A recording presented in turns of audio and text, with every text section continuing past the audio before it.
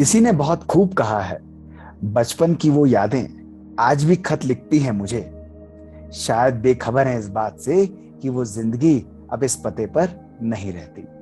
ओम शांति दोस्तों, नमस्कार। बहुत समय पुरानी बात है कि एक छोटा सा बच्चा था, अपने दोस्तों के साथ खेलता था, एंजॉय करता था, लेकिन कभी कभी अपने मुख से किसी को कुछ कड़वा बोल देता था। दोस्तों सभी उसकी इस आदत से बहुत परेशान थे। एक दिन उसने अपने परम मित्र को कुछ बहुत बुरा कह दिया। उसका मित्र उससे रूठ कर चला गया। उस बच्चे को बहुत बुरा लगा।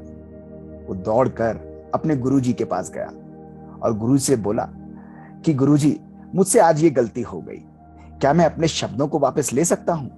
तो उसके गुरुजी ने कहा कि हाँ बेटा, ये संभव है, लेकिन तुम्हें मेरा एक कार्य करना पड़ेगा। उसने कहा, मैं सब करने को तैयार हूं। तो उसके गुरुजी ने उसे एक प्लेट के अंदर एक पक्षी के कई सारे पंख रख कर दिए और उसे कहा कि बेटा, इस गांव के कोने के अंदर एक चौराहा है, वहां चौराहे पर इस पंख को रखकर आ जाओ और मेरे पास आकर बैठो। तो वो दौड़ कर गया और जाकर फिर वापस अपने गुरु के पास आकर बैठ गया। और फिर उसके गुरुजी ने कहा कि अब 1 घंटे बाद तुम्हें केवल एक कार्य करना है कि जितने भी पंख मैंने तुम्हें दिए थे वो सारे पंख लेकर वापस मेरे पास यहां आ जाओ। बच्चा उत्साहित था, उसे लगा कि उसे सॉल्यूशन मिलने वाला है। वो दौड़ कर गया, पर जैसे ही चौराहे पर पहुंचा तो उसने देखा कि सारे पंख उस प्लेट से उड़ चुके थे। वो इधर उधर भागता रहा, पर उसे मुश्किल से 2 भी पंख नहीं मिले। वो रुआसा होकर गुरुजी के पास वापस आया और बोला कि गुरुजी, ये तो सारे पंख उड़ गए। मैं कोशिश कर रहा था पर मैं इनको देख ही नहीं पाया। तो उसके गुरुजी मुस्कुराने लगे। उन्होंने कहा, बेटा, यही बात मैं तुम्हें बताना चाहता हूं कि वो सारे पंख उड़ गए। इसी प्रकार जब शब्दों का बाण तुम्हारे मुख से निकल जाता है तो अपने मुख से निकले हुए शब्दों को तुम कभी भी वापस नहीं ले सकते।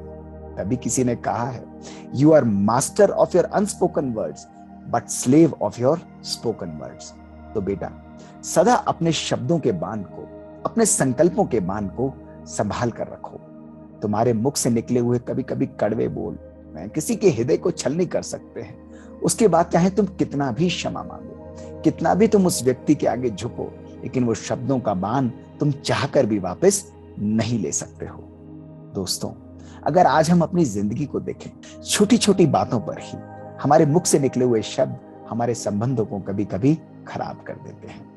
आज यदि हमारे संकल्प में कोई नकारात्मक बात आती है, किसी व्यक्ति के प्रति कोई अप्रिय विचार आता है, तो विचार उस शब्दों के बाण के रूप में उसके हृदय को छलनी कर सकता है। दोस्तों, यदि आज हम अपने जीवन को सुखनुमा देखना चाहते हैं, अपने संबंधों को श्रेष्ठ और सकारात्मक देखना चाहते हैं, अपने संसार को सुंदर देखना चाहते हैं, तो उसका आरंभ हमारे श्रेष्ठ संकल्पों से होता है। यदि हमारे संकल्प हर आत्मा के प्रति शुभ भावना और शुभ कामना वाले हैं, तो ऐसे व्यक्ति के मुख से निकले हुए शब्द जो हैं वो सदा सुखदायी होते हैं, हर एक के लिए कल्याणकारी होते हैं, कभी भी किसी को दुख नहीं देते। और जब हमारे मुख से शब्द सुखदायी हैं, हर एक के लिए कल्याणकारी हैं, तो ऐसे व्यक्ति के संबंध सदा खुशनुमा होते हैं, सदा आनंद से परिपूर्ण होते हैं। उसका जीवन भी सदा श्रेष्ठ होता है, उसका जीवन भी सदा सुखदायी होता है।